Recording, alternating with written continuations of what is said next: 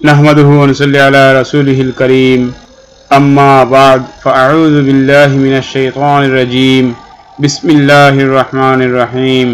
मोहतरम हाजिरिन, এতাআতে নিজামউদ্দিনের পক্ষ থেকে আপনাদের সবাইকে স্বাগত জানাচ্ছি।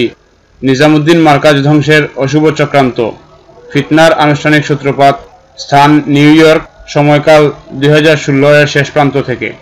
কত কিছুই তো প্রকাশ পাচ্ছে ধীরে ধীরে, তাও কি আমার দিল আমার মার্কাজের দিকে ফিরবে না? আমি আমার আমিরের এতাআতে কি আসতে পারি না? 2016 এর শেষের দিকে নিউ ইয়র্কের আল ফালাহ মসজিদ জবরদখলের মাধ্যমে আনুষ্ঠানিকভাবে এই আলমী ফিতনার শুরু হয়। কে এই ফিতনার হোতা, কি ছিল তার অপকর্ম, আসুন জেনে নেওয়া যাক। আমেরিকায় নির্বাসিত বাংলাদেশি ডক্টর আব্দুল আউয়াল, তিনি হলেন এই ফিতনার হোতা। তার এক ছাত্রের পাঠানো নিচের ইমেইলে তার অপকর্মের বিস্তারিত বিবরণ রয়েছে। নিউ ইয়র্ক থেকে উত্তর আমেরিকার সুরাদের বরাবরে ডক্টর আব্দুল আউয়ালের ক্রিয়াকলাপ নিয়ে মোহাম্মদ হোসেনের ইমেইল। এখন আমরা আপনাদেরকে ইমেইলটি পড়ে শোনাচ্ছি। বোল্ড অক্ষরে লেখা, ডক্টর আব্দুল আউয়াল বরাবর পত্র, বরাবর শ্রদ্ধেয় ডক্টর আব্দুল আউয়াল, কপি সুরা উত্তর আমেরিকা হইতে মোহাম্মদ, 15 ফেব্রুয়ারি 2017 সাল। প্রিয় ভাজন আব্দুল আউয়াল স্যার, আসসালামু আলাইকুম ওয়া রাহমাতুল্লাহি ওয়া বারাকাতুহু। আমি আপনার খুবই অনুগত এবং বিশ্বস্ত একজন ছাত্র। বলতে পারেন আমি সবসময় মাথার তাজ হিসাবে আপনাকে শ্রদ্ধা করেছি। দাওয়াতে তাবলীগের কাজের বিরুদ্ধে আপনার সাম্প্রতিক কর্মকাণ্ড আপনার ব্যাপারে খোলাসা করতে আমাকে বাধ্য করেছে। আমি বহু সফরে আপনার সাথে ছিলাম, আপনার থেকে অনেক কিছুই শিখেছি। আল্লাহ আপনাকে এজন্য সর্বোচ্চ প্রতিদান দান করুন এবং আপনাকে আবারও হেদায়েতের পথে ফিরিয়ে আনুন। যেহেতু আমি অনেক কিছু দেখেছি যা সম্পূর্ণ ইসলাম বিরোধী, তাই আর গোপন রাখতে পারলাম না। আমি মনে করি যদি আমি এগুলো প্রকাশ না করি তাহলে বিচার দিবসে আমাকে জিজ্ঞাসা করা হবে। আমি বহুবার আপনাকে পরোক্ষভাবে বলেছি এসব আল্লাহর উপর ছেড়ে দিন, কিন্তু আপনি তা মোটেই গুরুত্ব দেননি। আমি আপনাকে মনে করিয়ে দিচ্ছি নিজের কাণ্ডকলাপসমূহ আপনার দ্বারা যা সম্পাদিত হয়েছে। নিচের লেখাগুলো বোল্ড অক্ষরে। আপনি এবং আলামিন আমেরিকার সিনেটর অফিস থেকে এই চিঠি পেয়েছেন। সেখানে আপনাকে বলা হয়েছে আপনি বাংলাদেশ সরকার এবং ভারতীয় হাই কমিশনকে উদ্বুদ্ধ করবেন যাতে তারা নিজামউদ্দিনের জামাতে টঙ্গী ইজতেমায় যাওয়া বন্ধ করেন। 2. আপনি উচ্চপদস্থ লোকজন ব্যবহার করে নয়াদিল্লি দূতাবাসে প্রেসার দিয়েছেন যাতে মৌলানা সাদ সাহেবকে ভিসা দেয়া না হয়। 3. টঙ্গী ইজতেমার আগে দৈনিক ইনকিলাব পেপারে মৌলানা সাদ এবং ওয়াসিফুল ইসলাম ভাইয়ের বিরুদ্ধে ভুয়া খবর ছাপানো হয়। এটা সম্পূর্ণরূপে আপনার মস্তিষ্ক প্রসূত এবং আপনার প্রত্যক্ষ তত্ত্বাবধানে প্রকাশিত হয়েছিল। 4. আপনি কিছু প্রভাবশালী ব্যক্তিকে এয়ারপোর্টে ঠিক করে রেখেছিলেন যাতে মৌলানা সাদ সাহেবকে বাংলাদেশে প্রবেশ করতে দেয়া না হয়, কিন্তু এটা কোনো কাজে আসেনি কারণ মাননীয় প্রধানমন্ত্রীর জামাতা নিজেই মৌলানা সাদ সাহেবকে অভ্যর্থনা করতে এয়ারপোর্টে ছিলেন। আল্লাহ আপনাকে বেইজ্জত করেছেন। 5. আপনি ঢাকার মৌলানা ফরিদাবাদীর সাথে কথা বলেছেন যেখানে আপনার ছেলেরা পড়াশোনা করেছে। তার সাথে আপনি আলাপ করেছেন যাতে হাটহাজারীর আল্লামা শফি সহ বাংলাদেশের ওলামা একরামদের মৌলানা সাদ সাহেব এবং নিজামউদ্দিনের বিরুদ্ধে জড়িত করা যায়। আপনি কাকরাইলের সুরাদের সামনে 3টি শর্ত দিতে বলেছিলেন এবং তারা তাই করেছিলেন। বিস্তারিত লাগবে? অডিও রেকর্ড আছে, চিন্তার কোনো কারণ নাই। যদি মনে করেন যে আপনি কোনো অংশ ভুলে গেছেন তাহলে অডিও রেকর্ড দেয়া যেতে পারে। 6. আমেরিকার ডেট্রয়েটের পুরানাদের জুড়ে আপনি মৌলানা সাদ এবং সৌদির শেখ গাসসানের মধ্যে ফিতনার ইন্ধন দিয়েছিলেন। আপনি শেখ গাসসানকে ভিডিও কনফারেন্সে কল করেন। এ সময় ভাই ফারুক তার সাথে ছিলেন। আপনি বারবার শেখ গাসসানকে তার ইচ্ছার বিরুদ্ধে জোরাজুরি করেছেন যাতে তিনি মৌলানা সাদ সাহেবের কাছে গিয়ে তাকে চাপ দেন। এ সময় কেউ একজন এপাশ থেকে আপনাকে মনে করিয়ে দিচ্ছিল আল্লাহকে ভয় করো, আল্লাহকে ভয় করো। 7. আপনি আমেরিকার সুরাদের জামাত আপনার নিজ হালকা কুইন্সে মেহনত করতে দেননি এবং অন্যান্য হালকায় যেমন নিউ জার্সির ভাই শাহেদ, লং আইল্যান্ডের ভাই মাজেদ, ব্রনক্সের ভাই আব্দুর রহিম, ব্রুকলিনের ভাই হাবিবের কাছে কল করেন। আপনি তাদের অনুরোধ করেন যাতে সুরার জামাত তাদের হালকায় কাজ করতে না দেয়া হয়, তবে তারা আপনার কথা রাখেনি। 8. আপনি বাংলাদেশের সুরাদের সাথে ঘন্টার পর ঘন্টা ফোনে কথা বলেছেন। এ সময় আপনি তাদের কনভিন্স করার চেষ্টা করেছেন যাতে তারা মৌলানা সাদ সাহেবকে টঙ্গী ইজতেমায় না আনেন। 9. আপনি আমেরিকার ওলামা একরামদের নামে একটি চিঠি চালিয়েছেন অথচ এই চিঠির লেখক ছিলেন খুদ আপনি, আলামিন, ডক্টর সিদ্দিকী, আব্বাস পেটেল, সাবের কাপাডিয়া এবং আপনাদের অনুসারীগণ। আপনারা বৃহস্পতিবার রাতের প্রোগ্রামের পরে মসজিদ আল ফালাহ এর দোতলায় এই চিঠি লিখেন। আপনি এই চিঠি আপনার ছেলে ওবায়দুল্লাহর নিকট পাঠান যাতে সে সবার কাছে এই চিঠি মুফতি জামালউদ্দিন এবং মুফতি রুহুল আমিনের নামে ইমেইল করে। 10 আপনি মুফতি রুহুল আমিনকে বলেছেন যদি তিনি আপনার সাথে আলমী শুরার পক্ষ হয়ে কাজ করেন তাহলে মুফতি সাহেব আল ফালাহ মসজিদ এবং মসজিদের পাশের ভবন তার মাদ্রাসার ক্লাসের কাজে ব্যবহার করতে পারবেন। আপনার এই কথোপকথন ফোনে হয়েছে এবং তখন আপনি ব্রনক্সের মসজিদে ছিলেন। 11 আপনি পদাকাঙ্ক্ষী, আপনি শুরা হতে চেয়েছিলেন। ভারতের ভাই ফারুক এবং ভাই নূর আপনাকেও উত্তর আমেরিকার শুরাতে অন্তর্ভুক্ত করবে। 2017 মার্চের মশওয়ারায় এমনই কথা ছিল, তারা আপনাকে এই প্রতিশ্রুতি দিয়েছিলেন।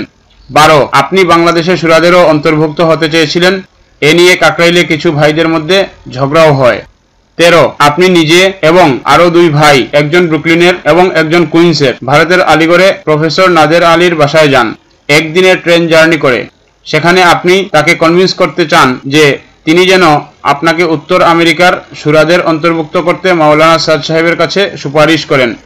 আর ওই 2 ভাইকে নিয়ে গিয়েছিলেন যাতে তারা প্রফেসর নাদের আলীর কাছে আপনার ব্যাপারে সাফাই গান। 14 শেষবার যখন শেখ লুকমান রাহিমাহুল্লাহ নিজামুদ্দিন যান আপনি আলামিনকে বলেছিলেন মাওলানা সাদ সাহেবকে অনুরোধ করতে যাতে আপনাকে শেখ লুকমানের অসুস্থতার কারণে অস্থায়ী শুরা বানানো হয়। এটা সেদিনের ঘটনা যেদিন শেখ লুকমান নিজামুদ্দিন ত্যাগ করেন। 15 মাওলানা সাদ এবং নিজামুদ্দিনের বিরুদ্ধে আপনার প্রচুর বয়ান ও কথা রয়েছে। আপনি কুইন্সের আল ফালাহ মসজিদ, ওজন পার্কের আলামিন মসজিদ, ব্রনক্সের পার্কচেস্টার মসজিদে আপনি এসব কথা বলেছেন। আপনি সাথীদের নিজামুদ্দিনের বিরুদ্ধে খেপিয়ে তুলে নিজামুদ্দিন যেতে নিষেধ করেছেন। 16 আপনি এবং শুরা সদস্য মহিদুল হক কিভাবে আলমী শুরা স্থাপন করবেন এ ব্যাপারে পরস্পর প্রচুর আলাপ আলোচনা করেছেন। 17 টঙ্গী ইজতেমা থেকে ফিরে এসে আপনি ভাই শরীফ আব্দুল আজিজ সাহেবকে আলমী শুরা কবুল করার মাধ্যমে শুরাদের মধ্যে বিভেদ সৃষ্টি করতে চেয়েছেন। এ কাজে আপনি ডেট্রয়েটের ভাই সালমান এবং শুরার সাথী মহিদুল হক সাহেবকে ব্যবহার করেছেন। এসবই নিজের জন্য করেছেন। 18 টঙ্গী ইজতেমার 1 সপ্তাহ পরে আপনি উলামা একরামদের সম্মানে নৈশভোজের নামে অনেক ইমাম এবং আলেমদের জড়ো করেন। আপনি সেখানে বলেন যে মাওলানা সাদ সাহেব আল্লামা শফি সাহেবের সাথে দেখা না করে তাকে অসম্মান করেছেন। 19 অথচ প্রকৃত ঘটনা ছিল আপনি মাওলানা সাদ সাহেবকে আল্লামা শফি সাহেবের সাথে দেখা করার প্রস্তাব দেন, যা পরে হয়নি। আসলে আপনার প্রচেষ্টা ছিল ভবিষ্যতে মাওলানা সাদ সাহেবের বাংলাদেশে আসা বন্ধ করা। আপনি চেয়েছিলেন বাংলাদেশ সরকারকে দেখাবেন যে হেফাজতে ইসলামের সাথে মাওলানা সাদ সাহেবের গোপন আতাত আছে। আপনার এই প্ল্যান আপনার কাছের লোকের দ্বারাই বাংলাদেশের একজন শুরার সাথীর কাছে পাশ হয়ে যায়। 20 নিজামুদ্দিনের বিরুদ্ধে আপনার নেক্কারজনক ষড়যন্ত্রের রেকর্ড রয়েছে, যা আপনার সাম্প্রতিক নিউ ইয়র্ক থেকে সৌদি হয়ে টঙ্গী সফরের সময় করেছিলেন। 21 আপনি আপনার 2 সন্তানকে নিজামুদ্দিনের বিরুদ্ধে মিথ্যা প্রোপাগান্ডা ছড়ানোর কাজে ব্যবহার করেছেন। এজন্য ইন্টারনেট ব্যবহার করে প্রচুর মিথ্যা জিনিসপত্র ভাইরাল করেছেন। 22 আরো অনেক কিছুর সুস্পষ্ট প্রমাণ আমার কাছে আছে, কিন্তু আমার ধারণা যতটুকু বলেছি তা আপনার দৃষ্টি আকর্ষণের জন্য যথেষ্ট। বোল্ড অক্ষরের লেখা শেষ। এত বিশাল জগতে ছোট্ট একটা স্থানের তুচ্ছ একটা শুরা পজিশন পাওয়ার জন্য আপনি রাসূলুল্লাহ সাল্লাল্লাহু আলাইহি ওয়াসাল্লামের মেহনতকে ধ্বংস করছেন। এই পয়েন্টেই আমি আপনার মনোযোগ আকর্ষণের চেষ্টা করছি এবং পূর্বেও করেছি, কিন্তু আমি আপনার খুবই কাছ থেকে অনেক কিছু দেখেছি। দয়া করে আপনি যা করেছেন বা যা করছেন তা বন্ধ করুন। শুরাদের আপনার ক্রিয়াকলাপ জানতে দিন এবং মার্জনা প্রার্থনা করুন। অন্যথায় আমি সকলের কাছে আপনার ক্রিয়াকলাপের দলিলাদি প্রেরণ করব। আপনার নিজের লোকজনই আপনার বিভিন্ন প্রিন্টিং থেকে বিভিন্ন কিছু রেকর্ড করেছেন। আপনি এখনো সমাধান করতে পারবেন বা পারেন, পরিস্থিতি নিয়ন্ত্রণেই রয়েছে। যদি আপনি আমার অনুসন্ধানগুলোর সাথে একমত না হন তাহলে বলুন কোথায় আপনার দ্বিমত রয়েছে। দুর্ভাগ্যজনক যে আমি নিজেই বেশিরভাগ জিনিসের চাক্ষুষ সাক্ষী। আমি যদি আপনাকে আঘাত বা কষ্ট দিয়ে থাকি তাহলে আন্তরিকভাবে দুঃখিত, তবে আমি যা করছি আল্লাহর জন্য করছি। এটা আপনার জন্য মঙ্গল বয়ে আনবে যদি আপনি আন্তরিকভাবে অনুতপ্ত হন। বিশেষ দ্রষ্টব্য, আমি এই চিঠি আপনাকে পাঠাচ্ছি এবং শুরাদের কাছেও ফরওয়ার্ড করছি যাতে তারা যা ঘটেছে সে ব্যাপারে অবগত থাকতে পারেন। আমার ধারণা আপনি ইতিমধ্যেই বুঝতে পেরেছেন আমি কে। আপনি ব্যক্তিগতভাবে খুব ভালো করেই আমাকে চিনেন। যদি দরকার পড়ে আমি সকলের মুখোমুখি হয়ে যাচাই করে দিব। শুরা হযরতদের দ্রষ্টব্য, আপনারা যদি এই সাথীকে থামাতে পারেন ইউএস কানাডায় দাওয়াতের মেহনতে কোনো ফিতনা থাকবে না। যত কিছু হচ্ছে সেই সবকিছুর পরিকল্পনাকারী। মেহেরবানি করে যেসব পয়েন্ট উল্লেখ করলাম প্রতিটি পয়েন্টে তাকে জিজ্ঞাসা করুন। ওয়াসসালাম। সাংকেতিক নাম মোহাম্মদ। ইমেইল সমাপ্ত। বোল্ড অক্ষরে। এখানেই শেষ নয়, এরপরও ডক্টর আব্দুল আউয়াল এই মেহনত ছিন্নভিন্ন করার প্রচেষ্টা অব্যাহত রেখেছেন। তিনি আলমী ফিতনার প্রথম বিশ্ব ইজতেমার আয়োজন করে 14 থেকে 16 জুলাই 2017। মৌলানা ইব্রাহিম দেওলা জুলাই মাসে প্রায় 20 দিনের জন্য ইউএস এবং কানাডায় ছিলেন। মৌলানা তারেক জামিলও সে সময়ে কানাডায় ছিলেন। ডক্টর আব্দুল আউয়াল সবকিছুর ব্যবস্থা করেন। তিনি মূল ব্যক্তি যিনি 2018 সালে টঙ্গী ইজতেমা ধ্বংস করেন।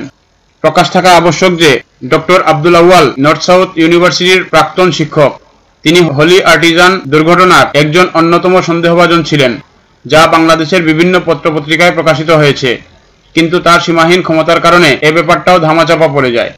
মোহতরম হাজিরিন, এই ইমেইল যেটা পড়ে শোনানো হলো সেটা 15 ফেব্রুয়ারি 2017 সালে লেখা।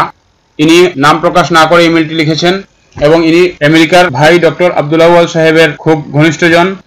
এই ইমেইলটি এতদিন আমাদের কাছে সংরক্ষিত ছিল, কিন্তু এখন উম্মতের বর্তমান এতরাজি অবস্থার কথা বিবেচনা করে আমরা প্রকাশ করলাম। মোহতরম হাজিরিন, এই ইমেইল প্রকাশ কারো বিরুদ্ধে করা এই জন্য নয় যে তাকে ছোট করা, বরঞ্চ এই জন্য যে পুরা আলমের মেহনত, পুরা আলমের সমস্ত সাথীদের ফিকিরকে সামনে নিয়ে পুরা আলমের আজকে 800 কোটি মানুষের মধ্যে 150 কোটি বা তারও বেশি মুসলমানের বিশাল এক মেহনতকে সামনে নিয়ে আরো কিছু এতরাজি অবস্থা খোলাসা করার জন্য এটা সবার সামনে প্রকাশ করা হলো। মোহতরম হাজিরিন, আমরা সবাই আল্লাহ তাআলার দিকে মুতাওয়াজ্জহ হয়ে হক মেহনতকে হক জেনে তাহকিকের সহিত আগে বাড়ার তৌফিক আল্লাহ তাআলা দান করেন এবং আমরা একে অপরকে আমার কাছে যে হক আছে এই হকটা প্রকাশ করি এবং আল্লাহর ওয়াস্তে আমরা হকের দিকে আগাই। এবং যখন আমাদের সামনে হক প্রকাশিত হয়ে যায় তখন আমার জন্য ওয়াজিব হলো হকের উপর কায়েম হওয়া এবং বাতিল থেকে মুখ ফেরানো। ওয়া আখিরু দাওয়ানা আনিল হামদুলিল্লাহি রাব্বিল আলামিন।